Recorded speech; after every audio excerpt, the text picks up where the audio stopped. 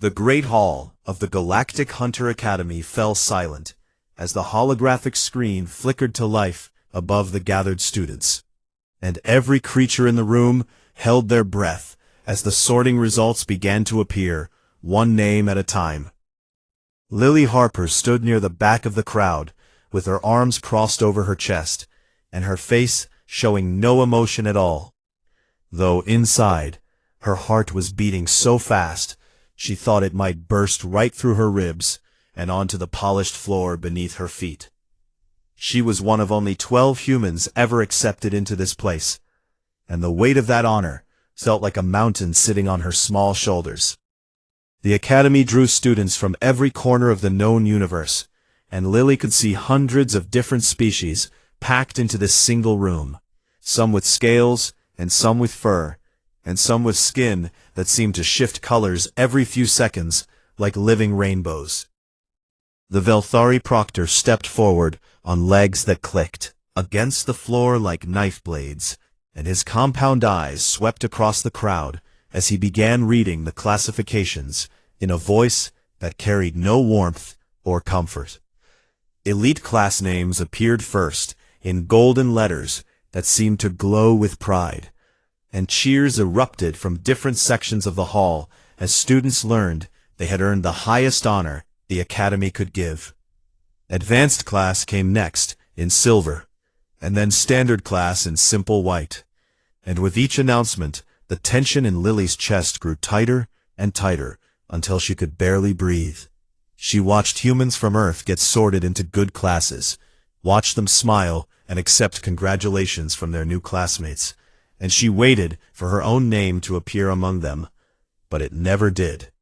The proctor paused for a long moment before speaking again, and something in his voice changed to something that sounded almost like pity mixed with contempt. "Failed hunter class," he announced, and the hall went so quiet that Lily could hear her own heartbeat echoing in her ears like a drum made of shame. The following individuals have shown insufficient combat aptitude and threat response and predatory instinct during preliminary testing, the proctor continued. And Lily watched her name appear on the screen in dull gray letters alongside only 3 others. She was not alone in her failure, but that brought no comfort. The whispers started immediately, spreading through the crowd like fire through dry grass, and Lily heard every word, even though no one spoke directly to her. "A human in failed class," someone hissed from nearby. "But their species conquered a death world and survived extinction events that killed everything else." "Perhaps the stories about Earth were exaggerated," another voice answered, with clear amusement dripping from every word. "What a waste of a slot," a third voice added. "And they should have given her place, too. Someone actually worthy of being here." Lily kept her face completely blank and refused to let anyone see how much those words cut into her, like tiny knives made of ice and disappointment. She had spent her entire life on Earth being underestimated by everyone around her, first for being too small, and then for being too quiet, and then for being too strange in ways that nobody could quite explain. She had learned very early that the loudest voices in any room rarely belonged to the most dangerous individuals, and she had learned to watch and wait and remember. The failed hunter class was assigned to an instructor named Voss, a grizzled Morthian whose gray scales had lost their shine decades ago, and whose eyes carried the exhaustion of someone who had given up on everything, including himself. He barely glanced at his 4 new students as he led them away from the main hall, and down corridors that grew older and darker with every turn they took. Her classmates as they walked, memorizing their faces and their movements, and everything else she could observe without being obvious about it. There was Fenwick, a Korath with soft brown fur and large gentle eyes that seemed permanently fixed on the floor, and his species was known throughout the galaxy for peaceful meditation and absolute rejection of violence in any form. There was Gren, a Balaxian veteran with blue-green skin and only 1 arm where there should have been 2, and the empty sleeve of his uniform, told a story of loss that he clearly did not want to share. And there was Mira, a young Scythian female with silver eyes and pale skin that seemed almost transparent in certain light.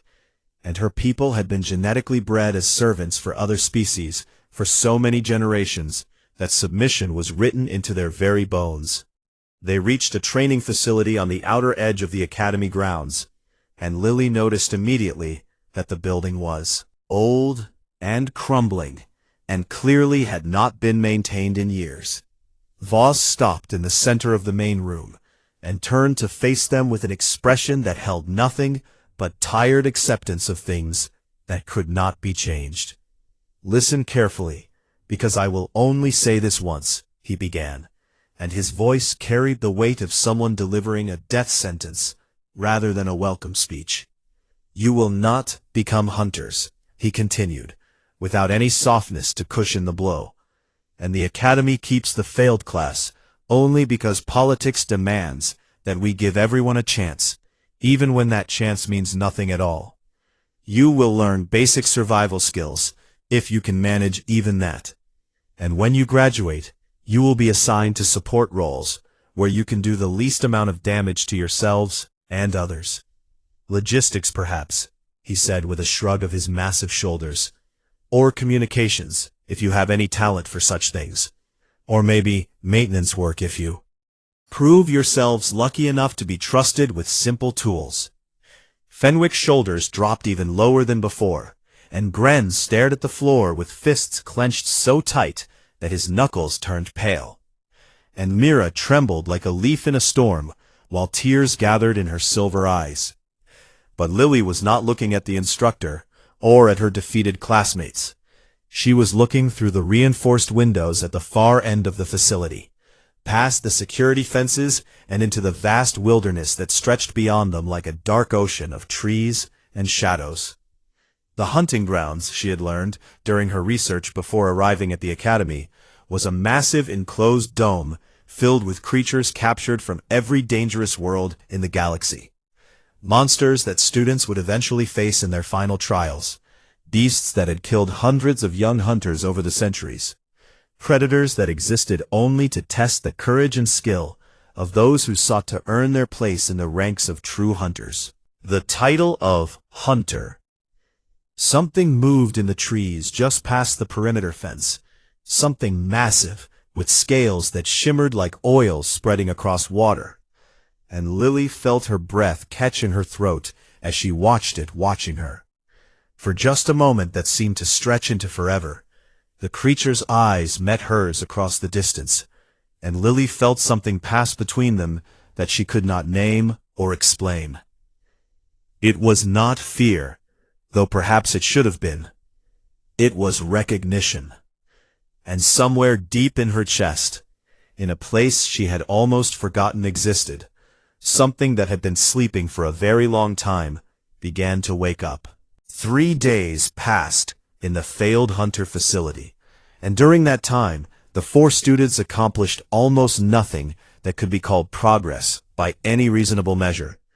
Instructor Voss had given them equipment that was older than some civilizations, assigned them to cleaning duties that seemed designed to break their spirits rather than build their skills, and spent most of his time locked in his office doing what Lily suspected was searching for any job that would take him away from this place.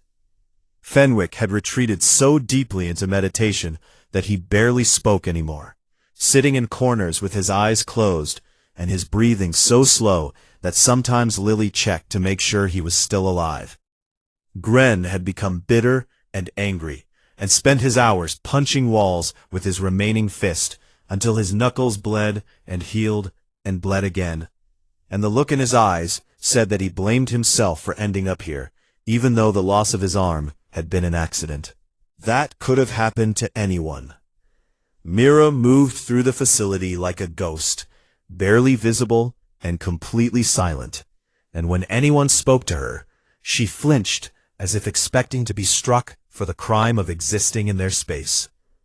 But Lily had been very busy with work that none of them could see.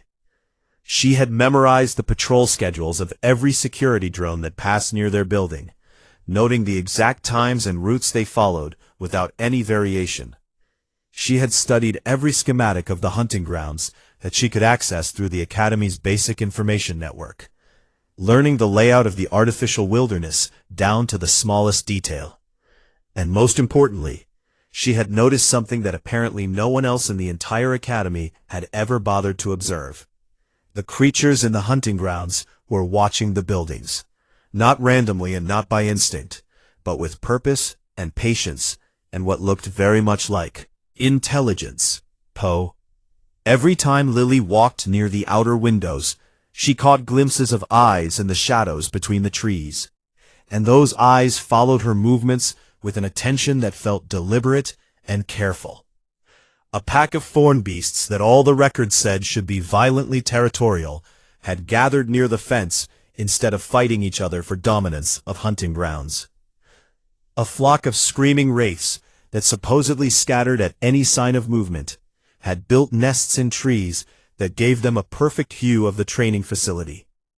Something was happening out there, and Lily wanted to know what it was. On the fourth night, while her classmates slept in their assigned quarters, Lily slipped out of bed and moved through the darkened hallways with footsteps so quiet that even the security sensors could not detect her passing. She had found a maintenance hatch 3 days ago and had disabled its alarm using skills she had learned on Earth from people who believed that rules were suggestions rather than laws. The hatch opened without a sound, and Lily stepped out into the cool night air of the hunting grounds. The artificial moon hung overhead like a silver eye, watching everything below, and its light filtered through the manufactured canopy to create patterns of shadow and brightness on the soft earth. Lily did not try to hide her presence as she walked deeper into the wilderness. She moved with deliberate steps that announced her location to anything listening, and she kept her hands visible at her sides where they could not be mistaken for weapons or threats. She found the creature from before within minutes, or perhaps it would be more accurate to say that the creature found her. The obsidian drake dropped from the trees, directly in front of Lily, with a grace that seemed impossible for something so massive, and it landed on the ground without making more than a whisper of sound. Feet long, from snout to tail, covered in scales that seemed to drink the moonlight and give nothing back, and 6 eyes, arranged in a crown around its skull, focused on her with unmistakable awareness. Everything Lily had read about obsidian drakes said they were Category 7 threats, among the most dangerous predators kept on Academy grounds, and their kind had destroyed entire colony worlds before being hunted almost to extinction. She should have been terrified. She should have run. Instead, she smiled. "Hello," she said softly, and her voice carried no fear, because she felt none. The drake studied her for a long moment, its nostrils flaring as it took in her scent, and Lily could see thoughts moving behind those 6 ancient eyes, like storms rolling across an alien sky. Then the creature did something that no xenobiological database had ever recorded, something that went against everything the Academy believed about these monsters. Its massive head, until its central eyes were level with hers. Lily reached out slowly, with one hand extended, and her palm facing upward in a gesture of peace and trust. And she made contact with the smooth scales between the drake's eyes. A sound rumbled through the creature's chest, deep and resonant like thunder heard from very far away. But it was not a growl of warning or aggression. It was almost like a purr. "They do not understand, do they?" Lily whispered as she stroked the warm scales beneath her fingers. And the drake's eyes half closed with something that looked very much like pleasure. "They think you are mindless," she continued, "and they believe you are just monsters to be hunted and killed for sport by children who want to prove how brave they are." The drake's tail curled around her feet, not threatening, but protective, like a wall built of muscle and scale to keep her safe from anything that might approach. "All," Lily said with growing certainty in her voice, "and you are survivors and prisoners, and you have been waiting here for so very long, for someone who could see what you really are.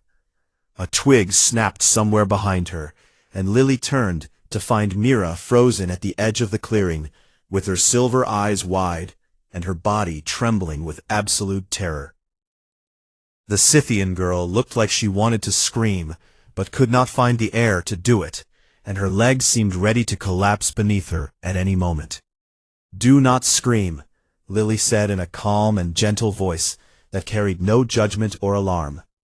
"And do not run, because he will not hurt you." "How can you possibly know that?" Mira managed to whisper through lips that had gone pale with fear. Lily smiled again and looked back at the drake, whose eyes had shifted to observe the newcomer with curiosity rather than hunger. "Because I asked him not to," she answered simply.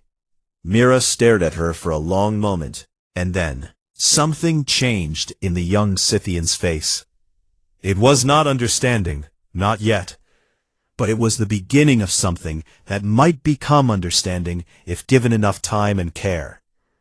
Lily extended her other hand toward her classmate. "Would you like to meet him properly?" she asked, and for the first time since arriving at the academy, Mira took a step forward instead of backward.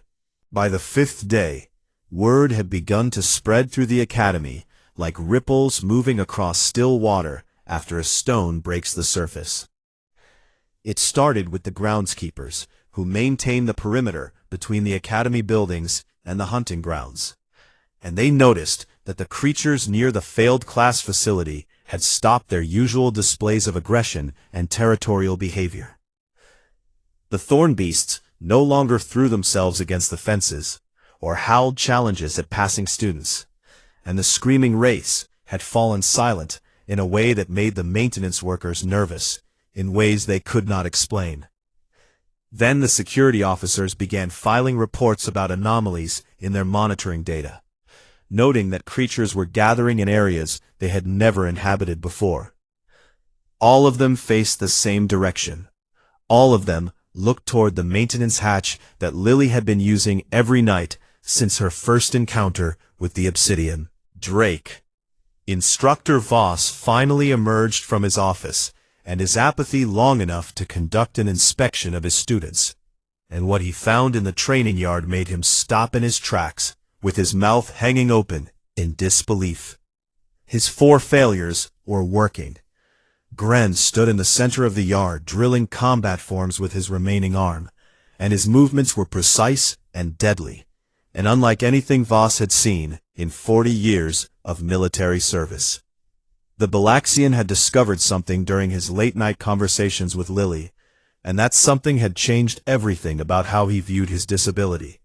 Having only one arm forced him to develop techniques that no 2-armed opponent would expect, and his fighting style had become unpredictable and dangerous in ways that the standard academy curriculum could never teach.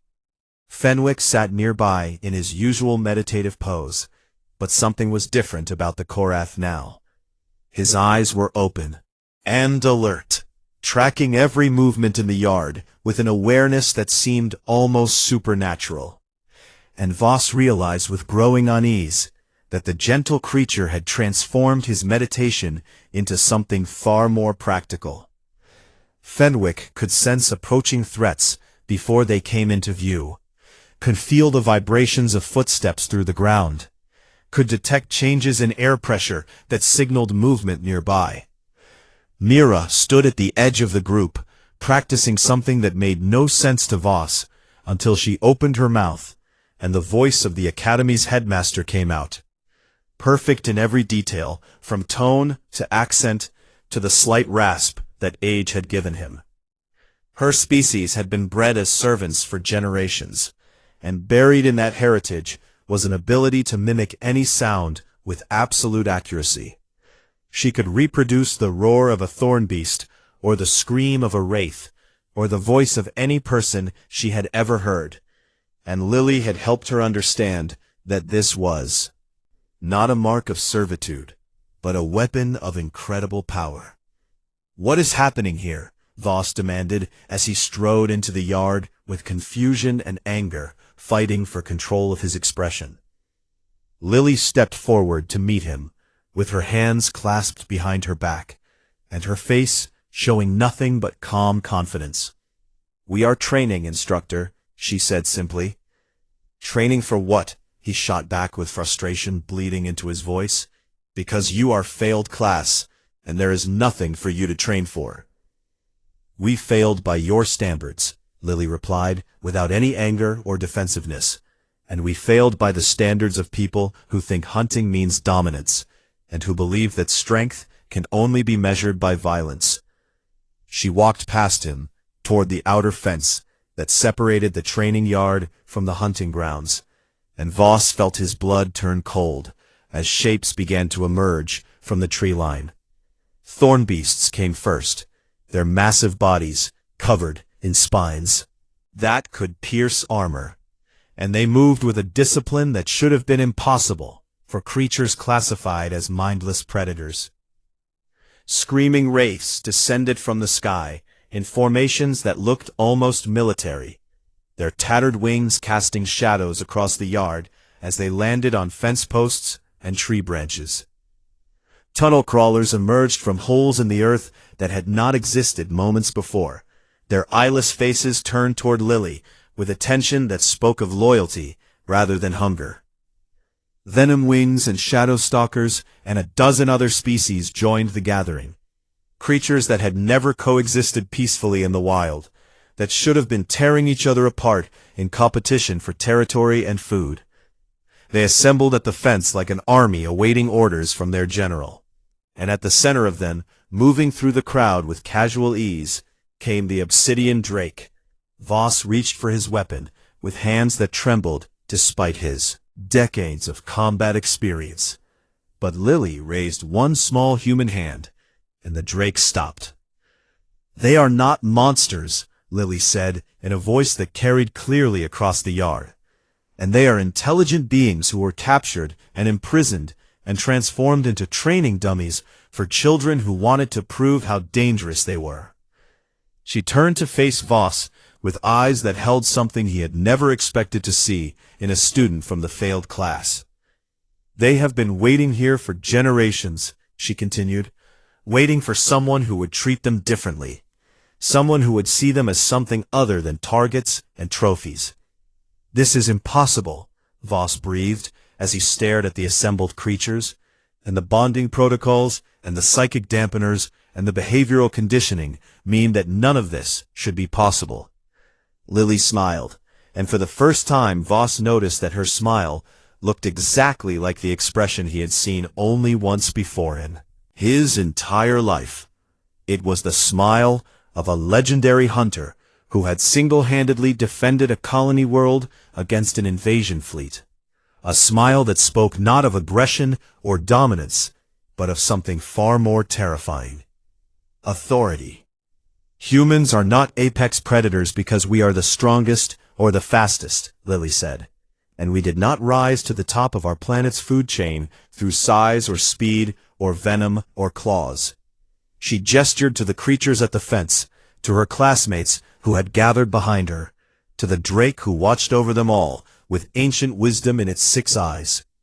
"We are apex predators because everything else on our world either learned to work with us or died," she explained, "and wolves became dogs and wild cats became companions.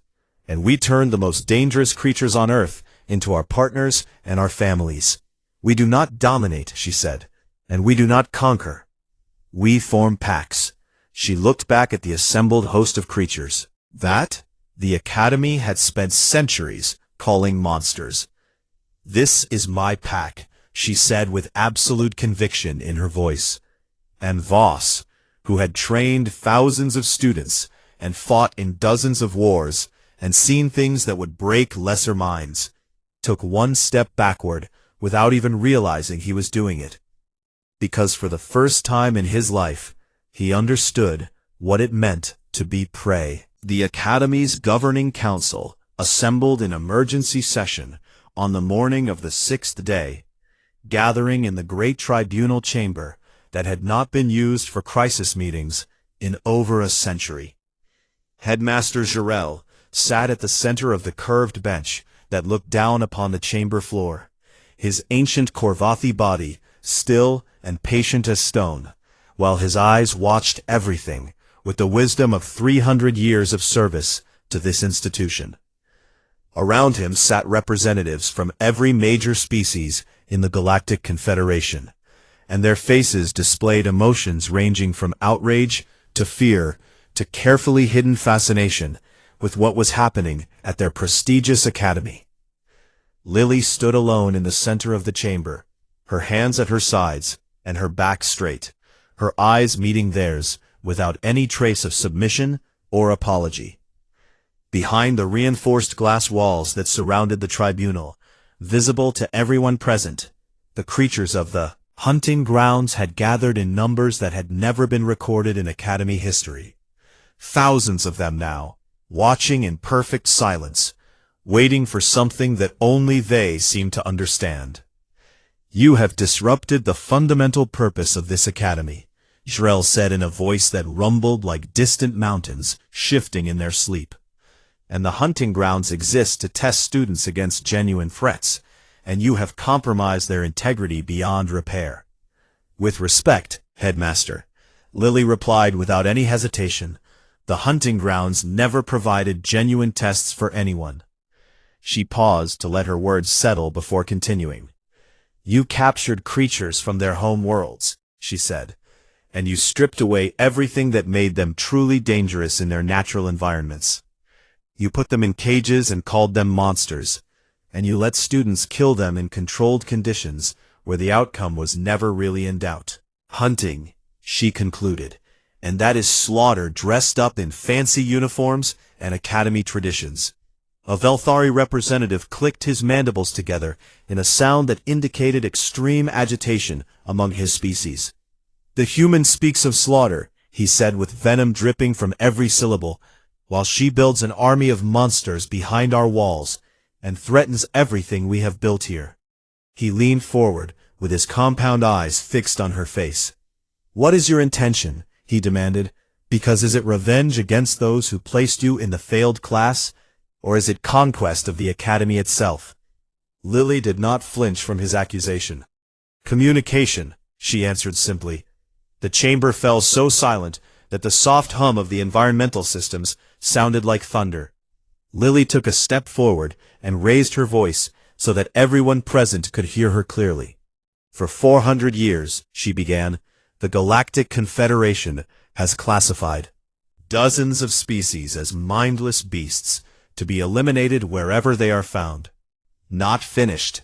The thorn beasts are refugees from a planet that was destroyed by corporate mining operations 2 centuries ago," she continued, "and they came here seeking safety and found only cages and death. The screaming wraiths have been trying to warn us about something," she said, "something they have seen at the edge of explored space, something that is coming, but no one has ever stopped to listen to what they were screaming." Jrel leaned forward, with interest now visible in his ancient eyes, despite his efforts to remain impassive. "And you learned all of this in a single week?" he asked. "I learned it by listening," Lily replied, "and that is something this academy has apparently never tried in 4 centuries of existence." Chaos erupted in the chamber as representatives shouted over each other, demanding action and investigation and answers to questions that had never been asked before. But Jrel raised one massive claw that had ended wars, silenced armies, and the noise died away like waves retreating from a shore. "You make extraordinary claims," he said to Lily. "Claims that, if true, would require us to fundamentally restructure our understanding of galactic ecology and our place within it." "Yes," Lily agreed. "And if your claims are false," the headmaster continued, "and if this is manipulation of some kind, and if you are simply another predator using your abilities to control lesser creatures for your own benefit." He let the question hang in the air like a blade waiting to fall. Lily smiled, and it was not a friendly expression. "Then you have significantly larger problems than one human in the failed class," she answered. She turned and walked toward the exit with her back to the most powerful beings in the Confederation, and she paused at the doorway to deliver her final message. "Tomorrow is the final trial," she said, "and the elite class will be sent into the hunting grounds too. Demonstrate their skills against the creatures you have imprisoned there for generations." She looked back over her shoulder with eyes that held no fear at all. "I suggest you consider very carefully whether you want that trial to proceed as planned," she said. Then she left the chamber without waiting for permission or response.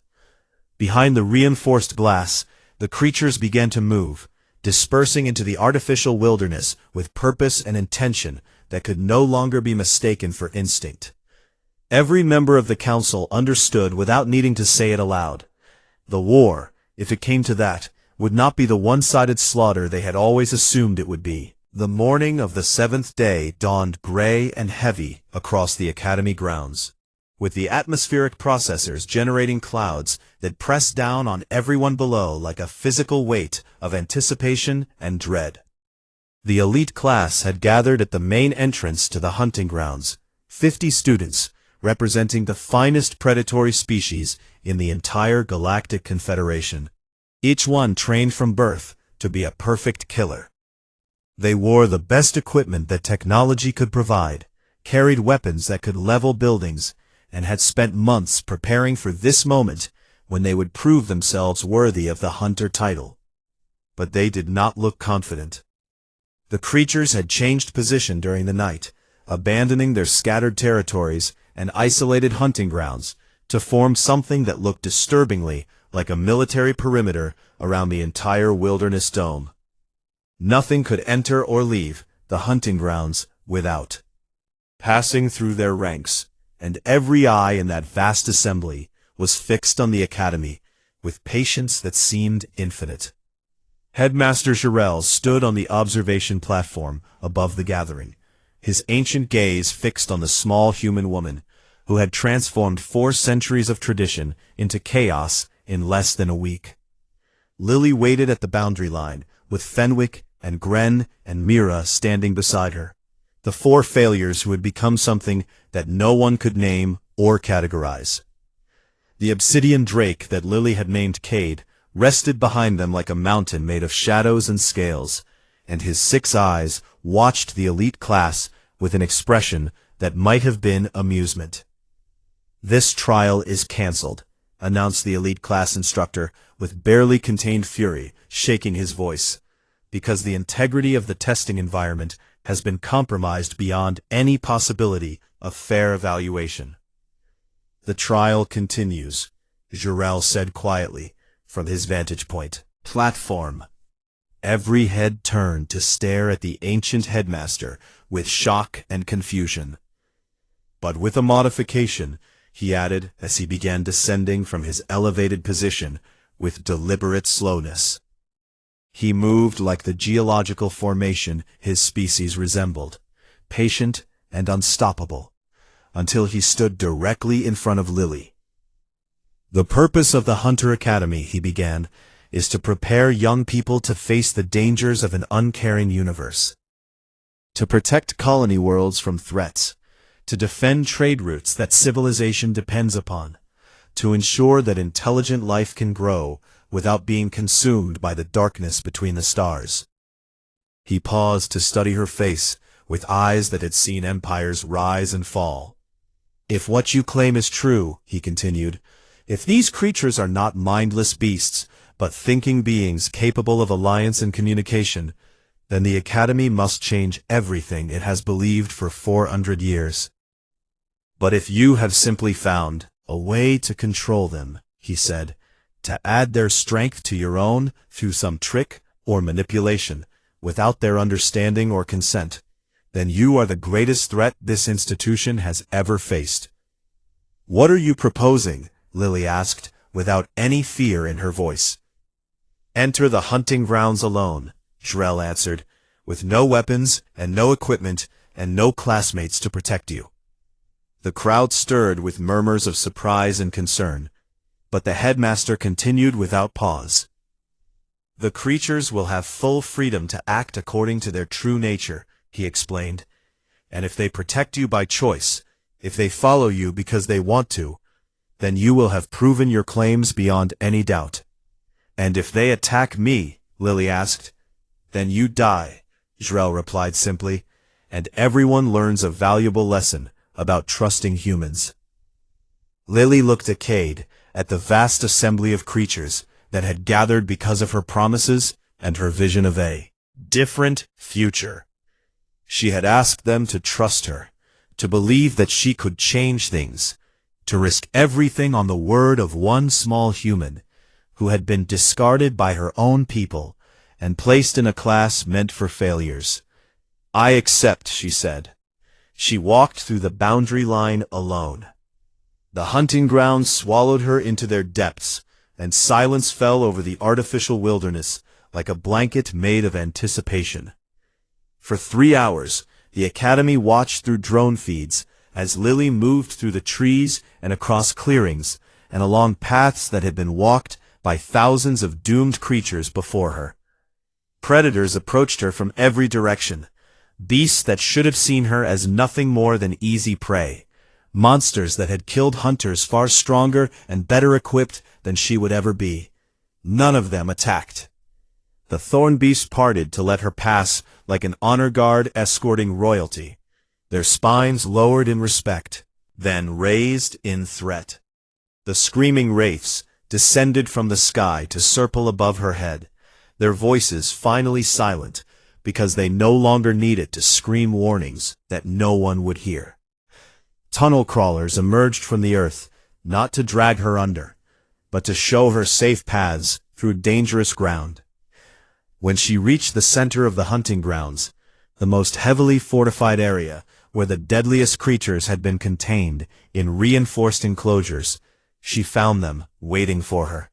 Not as prisoners eager for freedom, not as monsters hungry for revenge, as witnesses to something they had waited generations to see. Lily stood in the clearing, surrounded by beings that could have killed her 1,000 times over, and she spoke words that the drones carried to every screen in the Academy. You asked if they follow me by choice, she said, and they do, but not because I control them, or trick them, or force them to obey.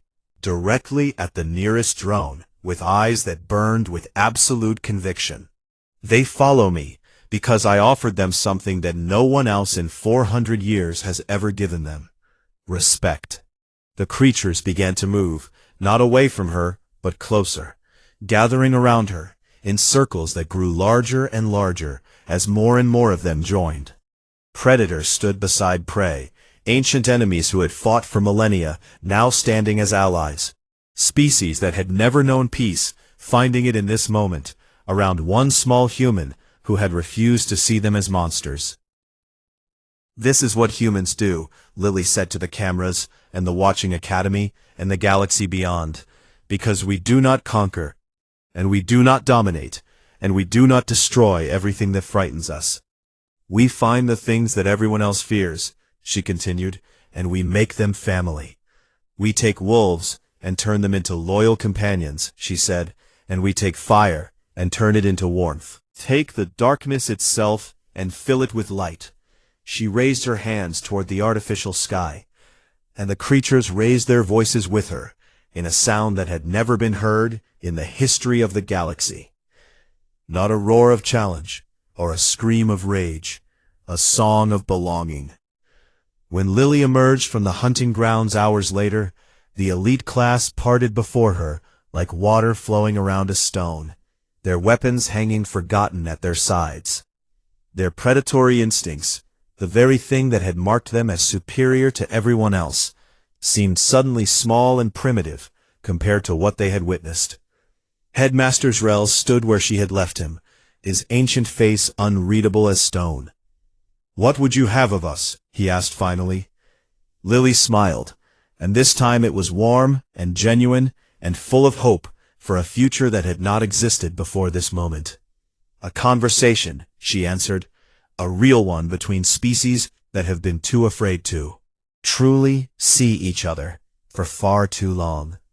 She turned to face the Academy, with the creatures of the hunting grounds massed behind her like an army that had chosen peace. "The failed hunter class graduates today," she announced, "but not as hunters, as something better." Cade stretched his wings toward the artificial sun, and across the hunting grounds, thousands of voices joined in a chorus that would echo through the galaxy for generations to come. Humanity had traveled to the stars, expecting to find monsters everywhere they went. Instead, they had found family waiting to be recognized. And the universe would never be the same again.